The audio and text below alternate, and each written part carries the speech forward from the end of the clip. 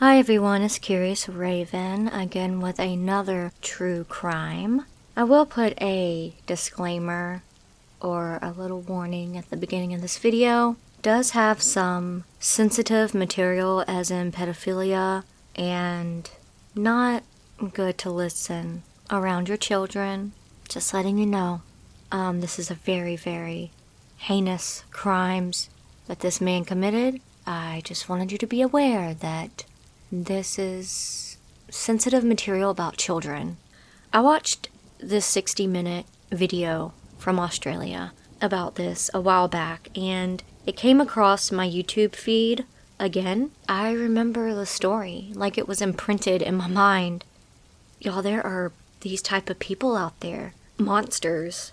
Please make sure that you watch your kids and keep them close, and be careful who you trust. Now, the 60-minute video was about a boy named Daniel Morcombe. He was 13 years old, and the perpetrator is Brett Callum, 34 years old. Brett is a known pedophile in the Queensland area in Australia. Even though the main story was about Daniel, they also added in what Brett did to the other children that he molested and abused, and this is going to be a tough one for me to talk about. I'm not even going to lie. It's hard sometimes. You gotta keep your emotions inside. So I'm sorry if I seem kind of cold throughout some of this, but at the end I will tell you what I feel. I mean, even right now I'm getting emotional, but I wanted to share Daniel's experience and his memory to the people that do watch this video. This is a very sensitive case. I need to stop rambling. I need to go ahead and just do it.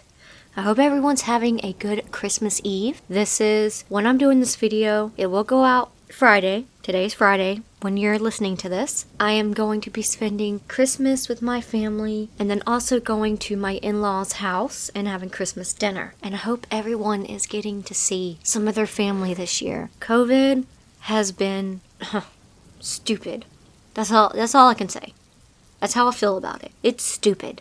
I wish it would just go away and never come back. That is my Christmas wish, because so many people have lost family members from this virus. Me, I am immunocompromised, but I actually take one of the medicines for my lupus that makes it where I don't get COVID, so I think I'm very blessed. But I still wear a mask and everything just to be respectful and to be safe, just in case. You never know. Okay, back to the story. Me rambling, always. But this is the only time I get to talk to y'all. Hopefully soon I'll be more comfortable to do live streams and talk to y'all in the chat. And the last live stream I did not go that well. Only had one visitor, but I was only on there for about 20 minutes for me to record my last true crime video. I'm thinking about when I get more subscribers, I will do more live stream or try again. Anywho, the perpetrator. Let's talk about Daniel first, and then we'll get into the other things that Brett has done. Daniel Morcombe, his mother describes him as a sweet boy. When he disappeared, he was about to turn 14 in a couple of weeks. He disappeared December 7th, really close to his birthday and Christmas. So I know this family had a horrible Christmas. It was in 2003 when this happened, almost 14 years ago. Brett Callum was driving down the road one day, like on a main road to get to the interstate. And along this road there are bus stops.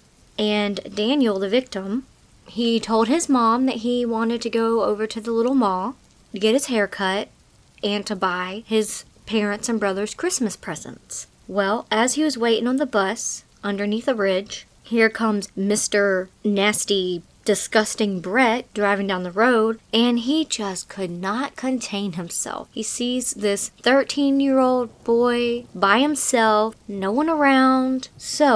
But what Daniel doesn't know is that the bus that was coming to pick him up was broke down, not even a mile, something like that down the road. But he couldn't see the bus, so it was far enough where it was broke down and Daniel had no idea. And he's been waiting there for a while, going, hey, where's the bus? It's late, whatever. So he just stayed there thinking, oh, well, I can catch the next bus that comes up. Well, unfortunately, between Brett saw Daniel just standing on the side of the road by himself and the next bus that was going to come to pick Daniel up was a 3-minute difference. 3 minutes. It was a window of only 3 minutes. I cannot, it blows my mind. He was there, now he's gone. Brett exits out and then gets back on and he pulls up behind Daniel. And he gets out of his car and stands next to him like he's waiting on the bus. How disgusting is that? And he's starting to talk to Daniel and, tell him, oh, hey, what's up? Where's the bus? Is it about to be here? And Daniel's like, oh, I don't know what happened. I'm waiting on the next bus. It should be here soon and blah, blah, blah. And, that's when Brett was like, oh, well, what if it doesn't show up? And, filling Daniel with the doubts in his mind that he might be standing there forever. So he said, hey, well, where are you going? And Daniel told him, oh, I'm going over to the mall to get my hair cut and blah, blah, blah. And Brett's like, oh, I can take you over there. No big deal. It's like right up the road. I will take you. And he's like, I'm not sure. Brett sweet talks and acts like he's such a nice guy and says, no big deal. I don't want you waiting here and no one come and you really need to get this done. Let me give you a ride over there. And Daniel's mom said that she wasn't sure about how he actually got Daniel to get in the car with him. Daniel's dad said that he wishes that they were more openly telling their child, when weird people come and try to talk to you and stuff, you ignore them. Don't get in their car. Stranger danger. And I emphasize that with my kids like a bunch. I tell them the truth that there are people that will want to kidnap you and kill you. It's no joke. Emotional about that. Daniel gets in the car and the parents think that when Daniel realized that he wasn't going towards the shopping mall, he was probably freaking out and realized he made a mistake. He was a smart boy and, he was a little naive but smart. Brett took Daniel 30 minutes south from the bus stop to a farm. Brett has been charged twice before for pedophilia, fondling and molesting little kids and strangling, and they didn't die, but it was like every time that he did it, it got worse and worse. He said this time with Daniel that he freaked out. I'm thinking, my opinion, I feel that Daniel, he was a bigger kid and he could actually fight back. And I really think there was a struggle, and that is why Brett did not succeed in molesting him. He panicked because I guess he didn't want Daniel going to tell everybody what was going on, that he was kidnapped and almost molested by this horrible man. So Brett strangled Daniel to death, and he dumped Daniel's body kind of down this hill into the bushes at 4:15 p.m. Daniel was not home, and his mom knew there was something wrong. She said she just had this gut feeling. Her name is Denise, and his father's name is Bruce. They searched for about an hour by themselves. They went down to the bus stop, to the mall, to see where their son was, and he was not there. So around 5:30 p.m., that's when they actually called the police. But unfortunately, the police thought, maybe it's a runaway. They didn't really take it serious like they should have. And the police department actually apologized for not responding like they should have. But eventually, I think the next day, they actually started searching for the boy. The parents never stopped looking. And they went on the news. They reached out to every single thing that they could to get this story out about their child and to fight to find him. Now I will go to the first boy. Now I'm going to go to the first boy that Brett ever molested. His name was Tim. It was 16 years before what happened to Daniel, and he was only 7 years old. The reason why Tim came forward was because When he heard all this news media about Daniel being molested, and when he knew that Brett was a suspect, he could not hold his tongue any longer. The reason why he said he didn't ever tell anybody is because at 7, Brett threatened him and his family that if he ever told anybody, he would kill them. And at 7 years old, you believe that. Where it happened, Tim was at a daycare. And they're outside playing in the grass and everything. And, a little bit of ways from the center. But it was still on the property, and I guess it was fenced in, and, they weren't concerned. This was in the 1980s, so being wary of people was not common. It was, you let your children just run around town, and there wasn't as much crime back then. People were more trusting, so not like these days. It was Tim and 2 other kids. They ran into Brett working on the grounds of the daycare center. At this time, Brett did not have any type of charges for being a pedophile. He just doing his other little crimes that he did. He was actually working, and unfortunately, he did have orange on, to state that he was a criminal and he was doing community service. But, the little kids, they didn't know that. Tim said that Brett was so nice and funny and inviting and made him feel safe and like nothing was wrong, and Tim was just a little boy that wanted to go help him and be nice. Brett just groomed him. The other 2 kids, they left and Tim stayed. And at that point, there was a bathroom, like a public bathroom really close to where Brett was working for community service. He picked up little Tim and took him in the bathroom. Tim said he went into the stall with him and that Brett locked the door. Tim, on the interview, a grown man now, falling apart on the interview, he said that he just could not talk to people about what happened. He could not give detail about the horrific things that man did to him. He said that he remembers like it was yesterday. He lost his innocence that day, and that is just horrible. After raping Tim multiple times, they heard one of the daycare workers call his name, and Brett got scared, and so he let little Tim out. Tim said that if that woman did not come by to find him, he probably would have been dead. So she practically saved his life. But to me, them MFs were not watching the children like they should have been. He should have never got that minutes to do that to that little boy. So disgusting. They did catch Brett. He was arrested. And unfortunately, back then, they gave him bail. So he got bailed out of jail for doing that to little Tim and fled for about 2 years. So he had freedom for 2 years.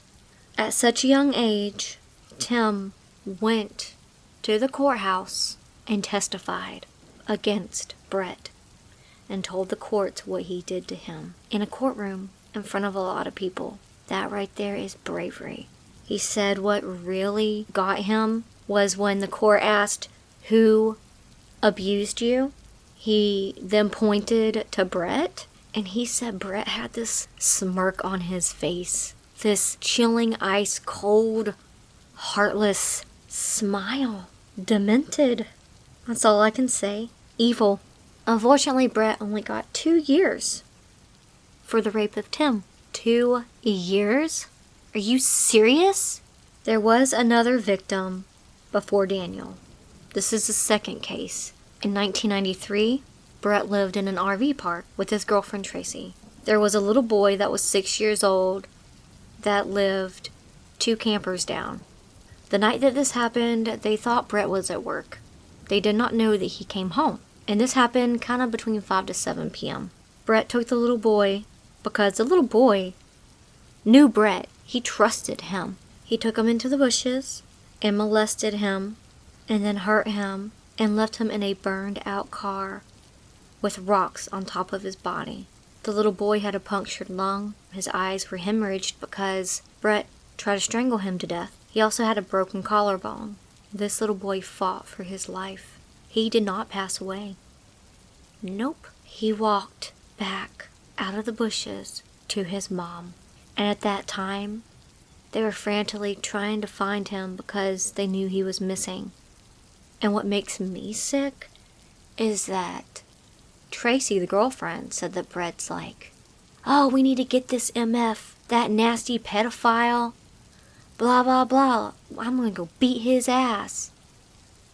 And the whole time it was him. Wow. And Tracy also said that when Brett got home from work, supposedly, finally showed up after he did horrible things to that little boy, that he wanted to have sex with her. And she had sex with him. She didn't know what he just did. The little boy called him Rock Spider, and they turned him into the police, and Brett got 7 years in prison for this attack. Second attack? What the hell? He should be death sentenced, castrated, this is my own opinion, don't come for me, or life in prison. That's what should have happened. I meant 7 years. So this man has a really big track record of being a pedophile. And back then, they didn't have the system where pedophiles had to register. So you can look and see what pedophiles were on it and in your neighborhood. Back to Daniel's case. That was just a flashback of the things that Brett did. The police interviewed Brett 2 days after Daniel went missing. There were 20,000 leads in this case. Even more than that. But nothing turned up. Parents confronted many pedophiles and heard horrible stories and theories of what may have happened to Daniel. And they said it was horrible. Eventually, they did go back to the case and they cross-examined every interview that they did in 2010. Brett was required to appear in court in 2011, and he actually did. It was like an inquest. It was to just redo the interview again. What Brett didn't know, that the police knew his history and wanted to take him down. They had a feeling. They just knew that he was the one that did this. He knew where Daniel was. So what they did is the police started a COVID operation. They placed an undercover cop on Daniel's plane when Daniel got back on the plane after the interview to go home. They set him right next to him, and his name was Joe. And Joe became friends with Brett, and they exchanged numbers and said, hey, let's hang out, blah, blah, blah. This operation took 5 months. Joe became really good friends with Brett. Joe acted like he was part of a big mafia, and he was a criminal. And after he befriended Brett and they got to know each other, he kind of got him into his little circle and with his little gang criminal friends, and they started selling guns. But see, all the bad things they did wasn't real. It was all set up. So this was like a huge amount of coordination by the police department to pull all this off, just to capture this monster. I mean, I applaud them. Well, he got into pimping, selling weapons, and drug dealing with his newfound friend Joe. After a while, that he got real deep with the gang and with Joe and being able to trust them and all that, Brett actually met with the crime boss of the whole gang or mafia or whatever you want to call it. He told Brett that he had a really big job for him that paid a whole bunch of money. But he needed to know if there was anything in his past that might come up and bite him in the butt, where he will get arrested and be in prison for a very long time. He told Brett that whatever it was, it didn't matter whatever it was, that he would get it off his record. Like he would make it go away. He would cover it up. Brett actually told him, not knowing the whole room was being recorded. There was a lot of recording devices for the meeting, and that the crime boss was a police officer. He told him about strangling Daniel and told him where he left Daniel. And he played it off. He said, well, we need to go back to that site so we can get rid of any incriminating evidence against you, so this won't come around and when they find him, it'll bite you in the ass. Brett actually took a couple of the gang members and Joe out to the site of where he killed Daniel. And at that time, they had enough evidence to put him away for a long time. So they went ahead and did kind of like a sting where all the cops came out with guns drawn, telling them to get on the ground and you're arrested for the murder of Daniel. The arresting officer said that he just looked really shocked in his eyes, like so blindsided, and that was the whole point, was to get him to confess, and he did. Forensic team actually stayed out at the site for about 3 months. They searched on the site for Daniel. They found Daniel's clothes in a creek around the corner, but they found 17 fragments of Daniel's remains scattered across the area. 2.5 years after Daniel was found, Brett was guilty. He got sentenced life in prison and no parole after 20 years. Bruce and Denise, Daniel's parents, said that day was an amazing day that they can put their baby to rest. They got the bad guy for him, and they can move on with their lives. Daniel had a twin brother and an older brother. They miss him. Daniel Morcombe is the reason why we have the pedophile registry. His parents did not stop. They wanted to make a difference, so this is harder for other children to fall into this trap and better for parents to know and be more aware. They are still very big advocates.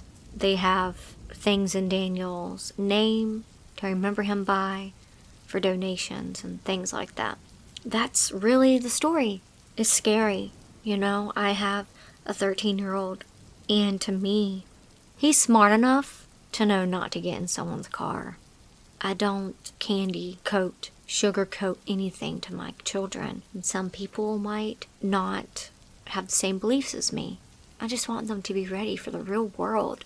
This was very hard for me to read this today, but I'm really happy that this Brett Kellum is behind bars and he is rotting. Now, all the little things that I said through the whole thing are my opinions, but be aware that there are really bad people out there.